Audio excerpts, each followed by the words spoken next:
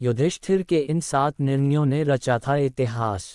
इतिहास में कुरुक्षेत्र के युद्ध यानी महाभारत के युद्ध को सबसे बड़ा युद्ध माना जाता है।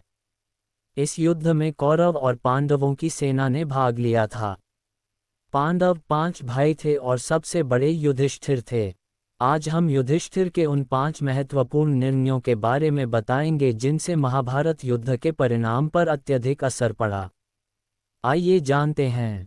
1. द्रौपदी को अपनी पत्नी बनाना। अर्जुन ने स्वयंवर की प्रतियोगिता में द्रौपदी को जीत लिया था और नियम के अनुसार द्रौपदी का विवाह सिर्फ अर्जुन से होना चाहिए था। युधिष्ठिर धर्मराज, न्यायप्रिय और सत्यवादी थे, परंतु फिर भी उन्होंने क्यों वेदव्यास या कुंती के कहने पर द्रौपदी को अपनी और अन्य पांडवों की पत्नी बनना स्वीकार किया।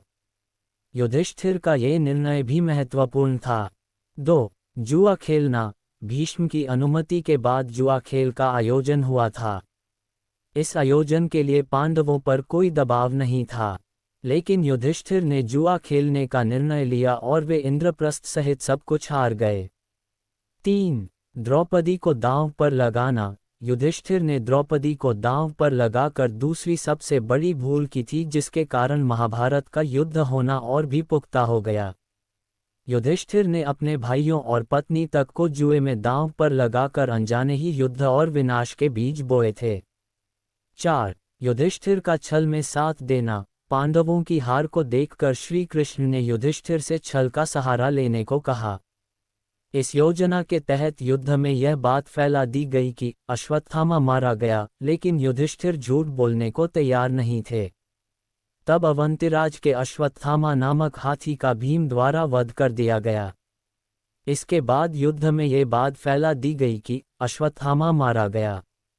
जब द्रोणाचार्य ने धर्मराज युधिष्ठिर से अश्वत्थामा के मारे जाने की सत्यता जानना चाही तो उन्होंने जवाब दिया, अश्वत्थामा मारा गया, परंतु हाथी।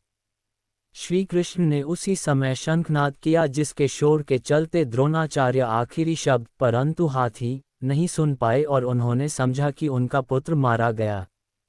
ये सुनकर उन्होंने शस्त्र त्याग दिए और युद्ध भूमि में आंखें बंद कर शोक में डूब गए। यही मौका था जब द्रोणाचार्य को निहत्था जानकर द्रौपदी के भाई धृष्टद्युम्न ने तलवार से उनका सिर काट डाला।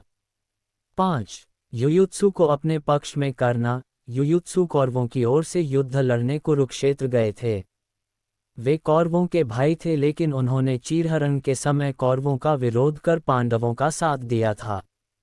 वे हर समय कौरवों की अनैतिकता का विरोध करते रहे थे और यह बात युधिष्ठिर अच्छी तरह जानते थे। युद्ध के प्रारंभ होने वाले दिन युधिष्ठिर ने उससे समझाया कि तुम अधर्म का साथ दे रहे हो। ऐसे में युयुत्सु ने विचार किया और वह डंका बजाते हुए कौरवों की सेना से पांडवों की सेना की तरफ आ गया। 6. भीष्म से उनकी मृत्यु का रहस्य जानना। जब युधिष्ठिर ने देखा कि भीष्म पांडव पक्ष की सेना में हाहाकार मचाए हुए हैं, तब उन्होंने भीष्म के पास पहुंचकर उनकी मृत्यु का उपाय पूछा। भीष्म ने युधिष्ठिर को उपाय बताया और इस तरह अर्जुन ने शिखंडी को अपने आगे खड़ा करके भीष्म के शरीर को तीरों से छलनी कर दिया। 7. युधिष्ठिर जब राजा बने। महाभारत युद्ध समाप्त होने के बाद धर्मराज युधिष्ठिर ने ही भारत पर राज किया था। 2964 पूर्व युधिष्ठिर का राज्यारोहण हुआ था। महाभारत युद्ध के बाद युधिष्ठिर को राज्य और वैभव से वैराग्य हो गया था। तब युधिष्ठिर ने सशरीर ही स्वर्ग जाने का निर्णय लिया। युधिष्ठिर सहित 5 पांडव अभिमन्यु के पुत्र महापराक्रमी परीक्षित को राज्य देकर महाप्रयाण हेतु स्वर्ग की ओर चल दिए, लेकिन रास्ते में द्रौपदी सहित सभी पांडव मृत्यु को प्राप्त हुए। एकमात्र युधिष्ठिर और उनका कुत्ता ही सशरीर स्वर्ग पहुंचे थे।